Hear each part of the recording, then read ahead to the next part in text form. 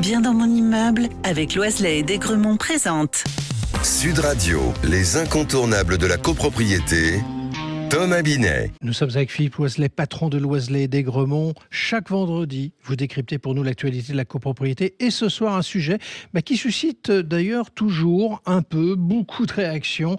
Les animaux de compagnie en immeuble. Bonsoir Philippe Loiselet. Bonsoir Thomas Binet. Et ce soir, oui. Un bonsoir particulier à Réglis et à Oli qui se reconnaîtront. Le message est passé, Philippe. Première question, très simple. A-t-on le droit d'avoir un animal de compagnie en copropriété ? La réponse est claire, oui. Bon.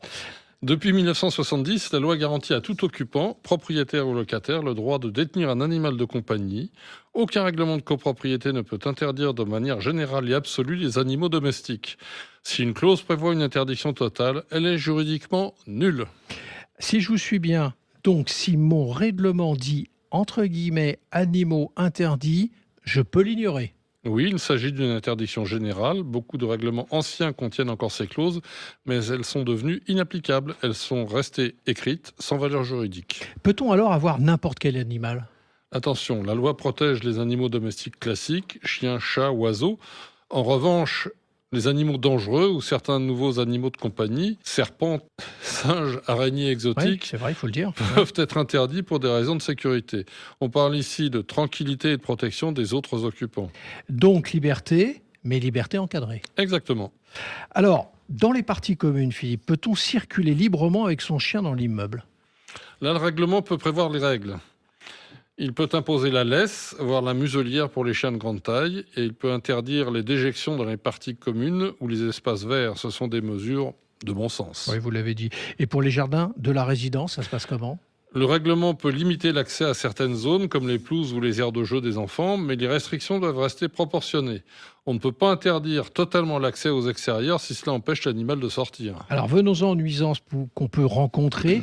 Que faire si le chien du voisin aboie toute la journée ? C'est un point essentiel. Le droit d'avoir un animal s'accompagne d'un devoir, ne pas créer de troubles anormaux de voisinage. Aboiement répété, odeur, dégradation. Si les nuisances sont avérées et répétées, les voisins peuvent agir. Et de quelle manière peuvent-ils agir ? D'abord par le dialogue, c'est ce qui est préférable, oui. Ensuite par une mise en demeure, et en dernier recours par une action en justice. Un juge peut ordonner le retrait de l'animal si le trouble est caractérisé et persistant.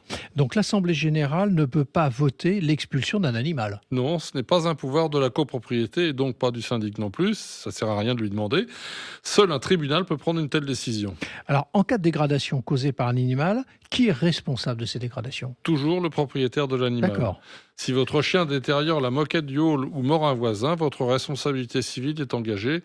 D'où l'importance d'une assurance adaptée. Vous avez raison de le rappeler. Finalement, tout repose sur l'équilibre, en fait. Exactement, comme souvent. Vous avez le droit d'avoir votre animal, mais vos voisins ont aussi le droit à la tranquillité. Ramasser les déjections, tenir son chien en laisse, limiter les nuisances sonores, entretenir son logement. Un animal bien éduqué et un maître responsable, c'est la clé d'une cohabitation harmonieuse. Et un dernier conseil sur ce sujet, Philippe ? Toujours privilégier le dialogue. Oui. La copropriété est un lieu de vie collectif. Le respect mutuel évite bien des conflits. C'est un bon conseil. Merci Philippe. Et on vous retrouve vendredi prochain vers 18h50 pour un autre numéro d'Oser investir les incontournables de la copropriété. Et pour ce qui me concerne, je vous donne rendez-vous dimanche matin dès 9h25 sur Sud Radio dans la matinale week-end. Sud Radio, les incontournables de la copropriété. Thomas Binet. Avec Loiselet et Desgremont, bien dans mon immeuble.